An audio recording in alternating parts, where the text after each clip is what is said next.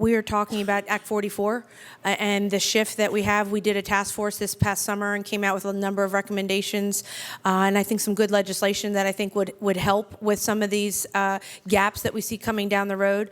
My concern is that it doesn't seem that in the governor's proposed budget that he has assisted in recognizing that we do have this gap coming, not only in transportation, and I talked yesterday with the secretary about the trach relief and the issue that and I know we've worked together on that and providing a little bit of a Band-Aid, but that's also a gap coming down the road that was not addressed in the budget. So with the transportation issue, we have, the Turnpike's building to a $13 billion debt with $450 million going transferred to PennDOT each year, and that will change in 2021. So we will have that gap of dollars in PennDOT.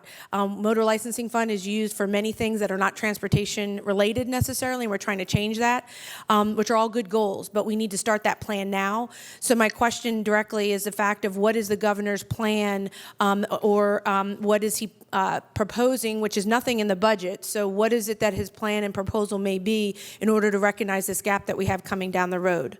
I think ultimately that's a partnership with the legislature for us collectively to decide how we fix that. Okay, so there's no plan at this point that the governor has? No. Does he support the legislation that we put forward to start that plan with the pieces of legislation that we put forward from our task force? I'm not certain. You're not certain? Have you the legislation in in and of itself? I have to check on the what the status of the legislation is. Okay. Would you be able to get back to us as to whether or not the governor supports the ideas that we had put forward of being able, because it is a recognition that we have this coming, and so many times in state government, our budgeting process is catch up, and we know this is coming, so we need to be proactive in looking at that. And a frustration that I have, and I think is shared by many, and especially those that I'm hearing from in my district, is we have a budget proposed for $2 billion more spending, but we're not addressing gaps that we know are coming. As I mentioned, the trach issue, as I mentioned, the gap coming from this, these are gaps we know.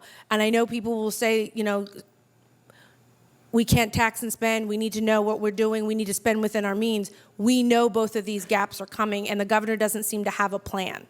And that's concerning when he makes a proposal that we should take into consideration that it's necessary.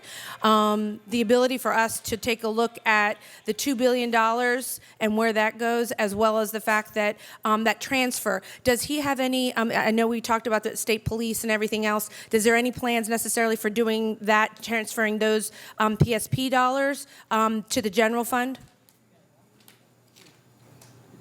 PSP dollars that are coming from state trooper dollars that are coming from the motor licensing fund that will transferring those dollars back to the general fund. The 100? No, there is not. Okay, so that's just added to another gap and that's not something we have to do, but that's something that the general population and general consensus is that we should be doing, looking for ways to transfer that. So that's not as imminent as the transfer dealing with the Turnpike or the trach issue, but both of which I think all three add up to quite a very large ticket item that we have coming down the pike. So I would ask for that consideration and to take a look at the legislation that we've put forward for suggestions as to how we can possibly make those changes. So thank you very much.